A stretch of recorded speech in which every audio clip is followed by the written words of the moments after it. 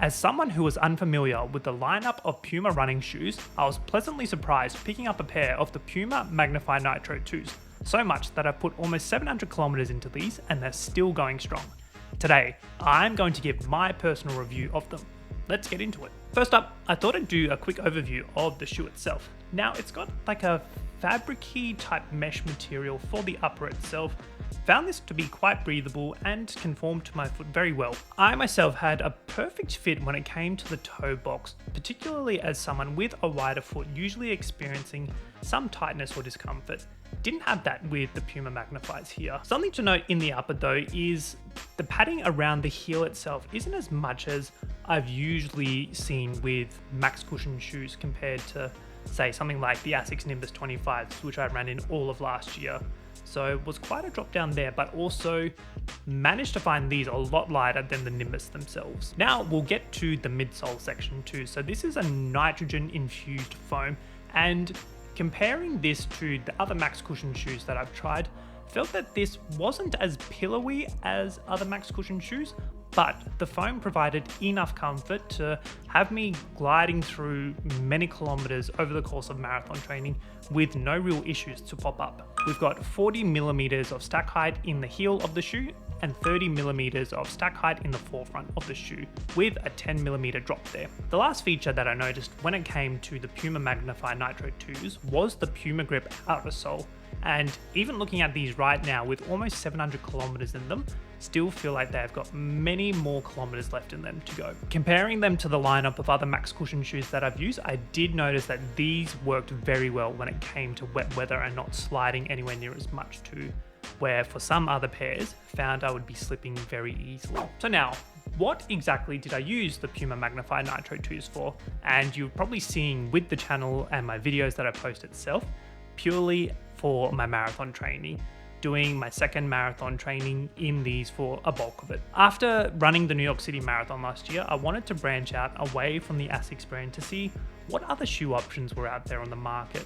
Discovering the Puma Magnify Nitro 2s in an appointment I had at one of the running shoe shops here in Melbourne. One of the first things that I noticed when trying on the shoe at the shoe shop was how much lighter these were compared to the Nimbus 25s, and not as bulky. When shopping and trying on 4 sets of max cushion shoes, I wanted something that had the comfort of the Nimbus 25s, but also just dropping as much weight as possible that allowed me to really pick up the paces, particularly if I included any marathon efforts or tempo runs at marathon pace in my training. And it's safe to say the Puma Magnify Nitro 2s ticked all of those boxes. When training for my second marathon, I used the Puma Magnify Nitro 2s for every single run other than my quality sessions, where I used my carbon plated shoes that I raced in. I've also made a review for that carbon plated shoe that I'll link in the video cards above. When it comes to my overall thoughts on the Puma Magnify Nitro 2s, I feel like these can handle any and every kind of run you throw at them, with that added comfort that comes with a max cushion shoe. These have been the best fitting shoe that I've picked up since starting my running journey last year.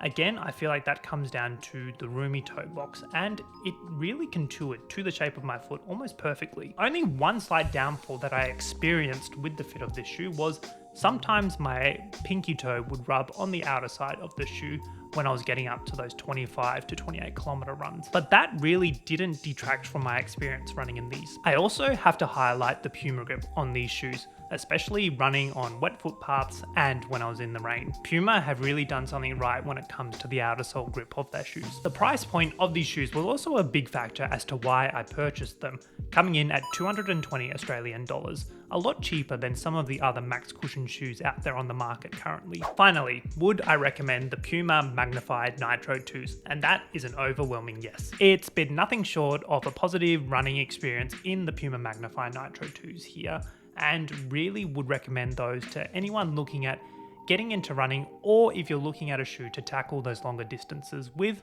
the comfort and lighter weight to pick up the pace. So there we have it. My review on the Puma Magnify Nitro 2s. Still one of the best max cushion shoes that I've picked up so far in my running journey. I'm interested. What's your favorite max cushioned running shoe?